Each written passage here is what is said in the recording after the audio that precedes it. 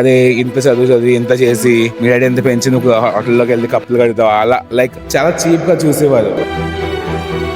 So మీరు ఏం work చేస్తుంటారు? I'm a chef.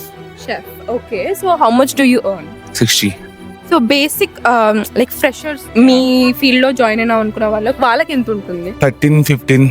సో ఇప్పుడు షెఫ్స్ అవుదాం అనుకున్న వాళ్ళకి అంత ఎంకరేజ్మెంట్ ఉండదు కదా, మీరు ఏమైనా చెప్దాం అనుకుంటున్నారా వాళ్ళకి? షెఫ్ అవుదాం అనుకుంటే చాలా అంటే ఒడిదుడుకుంటే ఫస్ట్ నేనైతే మా పేరెంట్స్ వాళ్ళు ఒప్పుకోలేదు. మా అన్నయ్య ఫుల్ ఎంకరేజ్ చేశాడు. మా అన్నయ్య నన్ను మా వాళ్ళని అదే ఇంత చదివి ఇంత చేసి మీ డాడీ ఎంత పెంచి నువ్వు హోటల్లోకి వెళ్ళి కప్పులు కడతావు అలా లైక్ చాలా చీప్ గా చూసేవారు బట్ ఆ టైంలో. బట్ ఇప్పుడైతే అందరూ ఫుల్ గా ఎంకరేజ్ చేస్తున్నారు హోటల్ మేనేజ్మెంట్ ని.